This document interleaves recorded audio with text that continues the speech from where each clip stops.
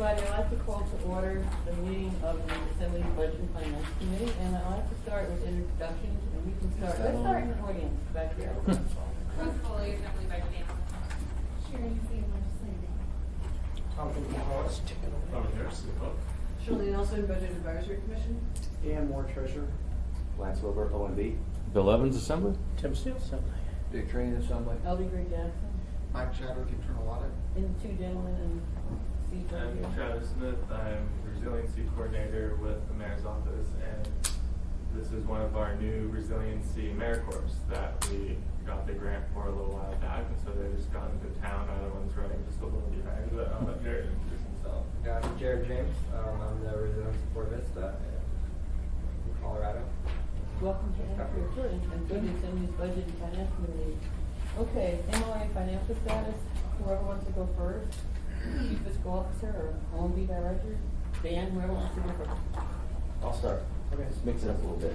So, in your, on your assembly agenda for this coming next Tuesday night, item 9E2, you will see our, an assembly informational memorandum regarding our November expenditures.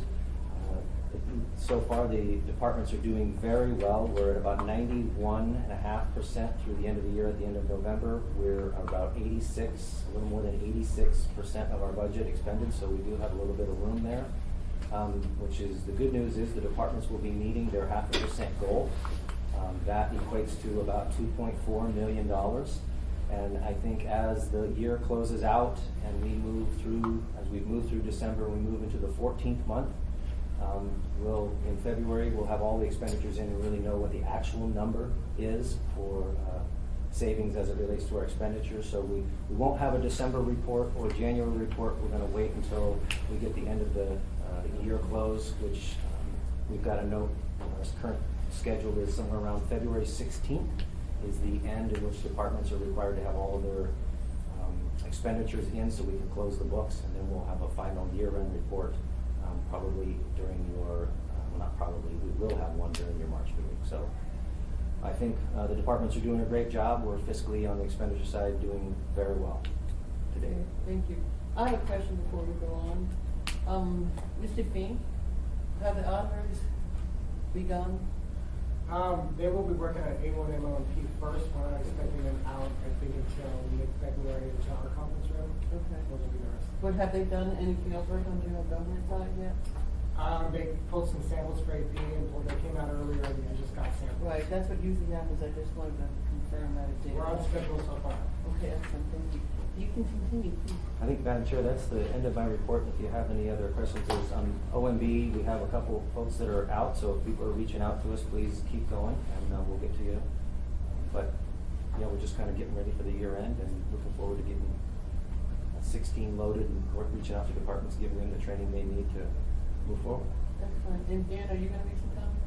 I can Before talk you about- do, talk just about let me revenues. recognize, thank you, Al Kamagi, who's on the Budget Advisory Commission, has joined us, and then, is this the other Yeah. AmeriCorps? Hello, introduce yourself. I'm Cass Newman. I'm the other AmeriCorps Resilience Vista that'll be working out of the Mayor's office for the next year. Okay, welcome. Thank you. Okay, Dan, you can continue. Okay, so Lance spoke to the expenses, and for revenues, the Assembly received a report sometime in the first half of December, and that gave you our current look at it. At that point, I think it was about,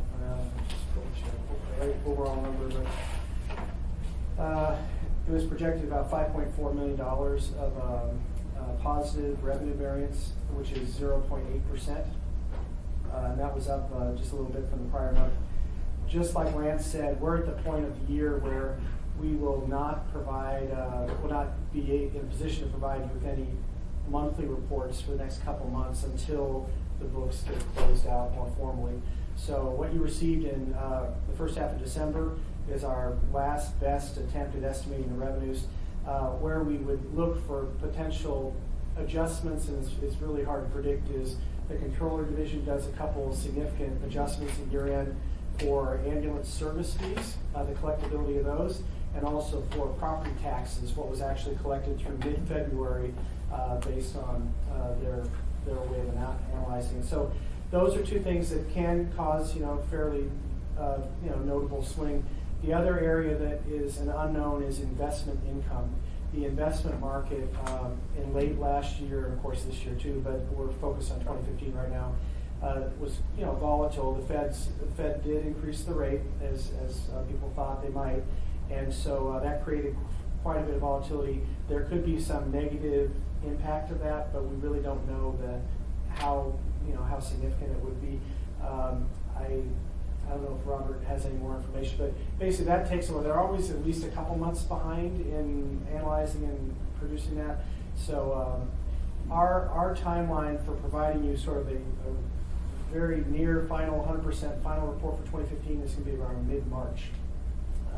At that point, our numbers that we provide to you should be very much in sync with what the controller division will have in the final CAFR. So we didn't want to keep giving you numbers and having them change all the time, because that's what happens at this time of year. We'll give it to you around mid-March, and then we take 2 or 3 months off of reporting because we need the departments to build up some data before we can actually have anything to analyze. So your first 2016 report will be sometime in probably early to mid-June. And then we'll do we do 7 months in a row, take a couple months off, do an eighth month report in March, and then take a few months off and then restart the cycle. So basically that's the way we've been doing for a number of years, and that's the schedule we're in right now. So we won't have anything new to report to you for the next couple of months, not till March. So I have a couple of questions. I don't see anybody else raising their hands right now, but usually the 14th month is when everything is said and done. So why are you saying mid-March? Some of those adjustments we got control, they happen in early March. Really? So yeah, that's one of the very investment income and this property tax adjustment. Those are the very last things they do, to my knowledge, and that is in early March. Which usually probably isn't substantial then. It's unpredictable, and because of what we're talking about, property taxes, investment, those are bigger revenues. So even a small percentage change dollar-wise could be, it could swing things a bit. Yeah. But we do have 5.4 million positive variance. So I'm sure Right, that's and I just got a pretty little strong. thrown off. Yeah. I've never heard of mid-March. Yeah. So that's how we've been doing it. We haven't described the timeline before, but that has been the schedule that we've Okay. done. So. All right, and then my next question is, in terms of the PFD, Oh yeah. how did we do with that? What was budgeted and what was collected? We are, and it shows in that December report, but we are right on top of what we had budgeted, and it was around $4.4 million total is what we received. So That's the garnishing. that's the garnishing, yeah, and that's primarily, I'd say, well, they're all default judgment cases, and 95% of them are police related. So they're criminal fines or they're traffic fines. And so almost all of that goes right back to the police department budget. Right, right, okay. Thank you. Any questions? Okay, let's continue. Did you have anything you wanted to say, Mr. Harris or Mr. King? We're really focused on SAP and closing the month. We have that SAP deadline in February that we're kind of all trying to make, and meanwhile trying to close the month. So far we're on schedule. Okay, thank you. All right, no questions, so let's move on to our agenda. Report from the Budget Advisory Commission, Shirley Nelson. Thank you, Madam Chair. We are scheduled at our February 3rd meeting to, we've invited Bryant Robbins from the Assessor's Office, and he's going to give us the 2016 property valuation PowerPoint that he gave just recently, and so he offered to do that at our BAC meeting, so we are setting that up for this next round. Also, we're continuing, we sent some questions to him in advance, and I CC'd you, Lance, on questions with property tax exemptions, and he's going to address those at this February 6th meeting. So our discussion continues along those lines. And that's about it on that for the BAC. And then the Anchorage School District, we know that they're giving out their initial budget today, and we have not really spent much time looking at that. A little bit, I've been to 1 or 2 meetings with the latest, and so on. So we will be bringing that up as a topic too in the next few months and stuff. And I guess probably a concern too, and I know Mr. Trainee has talked a little bit with the bond package that might be coming from the school district. That's kind of an area that we have not seen yet, and I know there's some questions on getting it approved or whatever and stuff. So those basically what we're looking at. Any questions?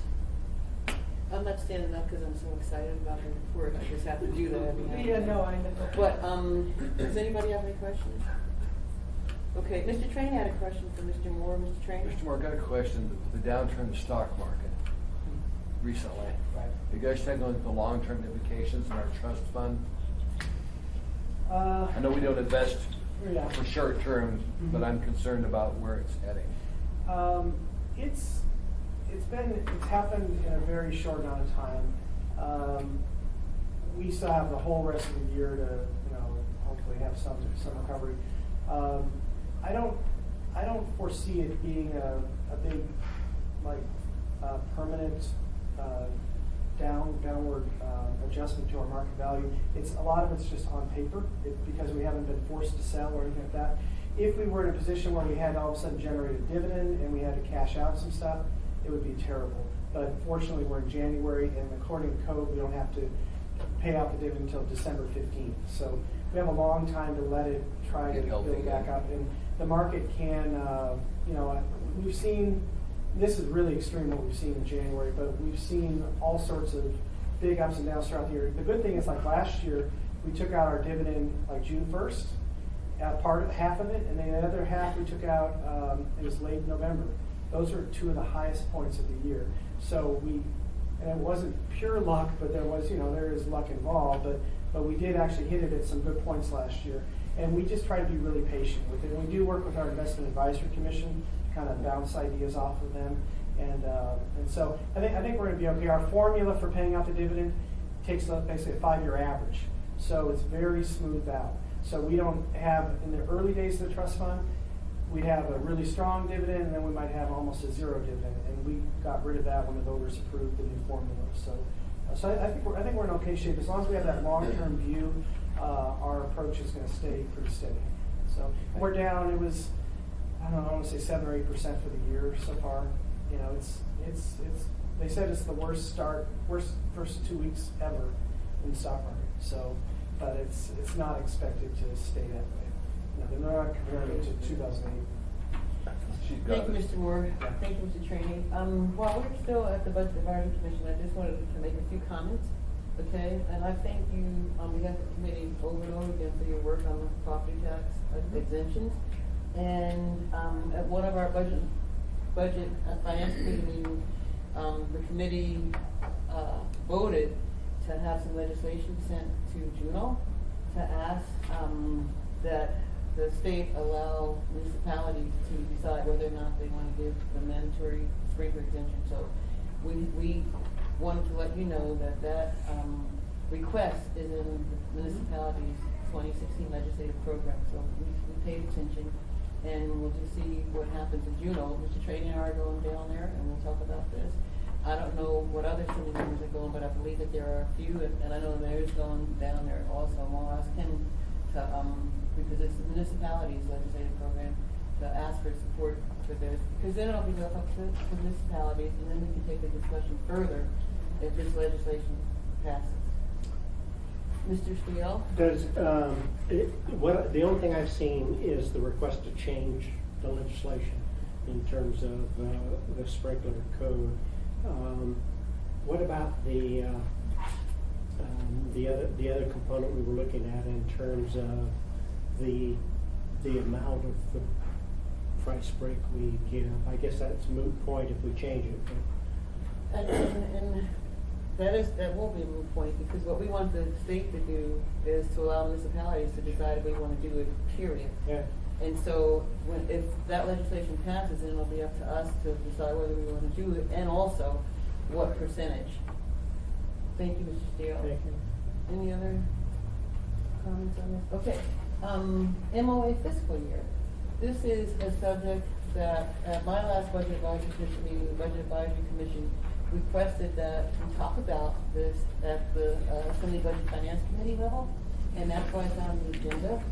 And that's also why I had a copy of the charter and the code passed out to everybody to remind folks that it is indeed, up to the Assembly if we want to do it. We can change it by ordinance. It's not a vote of the people, it's an ordinance change. And so now I just simply like to open up the floor for discussion and comments. Mr. Trainee? Shirley, have you guys looked at this issue? We just started looking into it, and I know that because of the hurdles with the school district having to depend on their time frame on the budget and so on, we thought it would be better if both were more consistent and ran on the same time. So we are just starting to look into it, and I know Brian Robbins at the last meeting, because you had stated that it might create an issue, and he thought, and we have not dug into it, that it would actually be beneficial and that the city could, it would be okay as far as the assessment office. That was from his perspective, but. We'd be no, really we interested in haven't. what comes out of your committee relative to this, because it's an issue the school district's asked us for a long time to look at. So we've got the ability to do it, and our people say it won't be a problem for us, and maybe something we want to do. And as far as I understand, I think that was a position you had before, right? The municipality was? It's been talked about for years, but Oh, there's it never never been. has happened? No.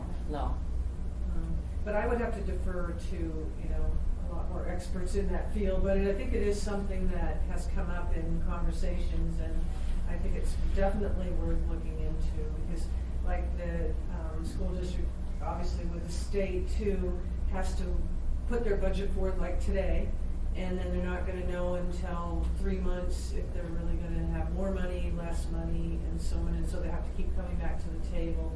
So we were just trying to streamline. Because right now they have to get it to us by March.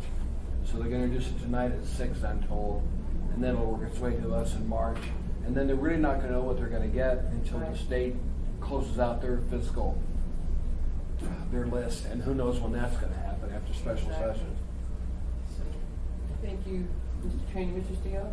Yeah, it's a sticky wicket for the school district just because their revenue from the state comes on a per pupil basis, and they don't know per pupil until the start of the year.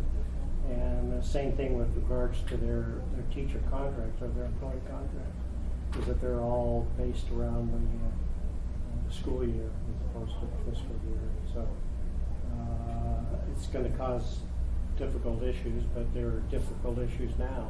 So I don't know how it gets solved in that regard. Yeah. Thank you, Mr. Steele. Ms. Nelson? Yeah, I think too, we were looking at, because the municipality's budget comes out before, and that is such a huge part of the municipality's budget is the school district as well, that if we could align it a little bit better with what the state is doing, although it would put a tighter window, because it ends in June, right? So it would have to happen really fast, but it might help in the long run to keep it, just that everyone is communicating together on the same page in the same time frame.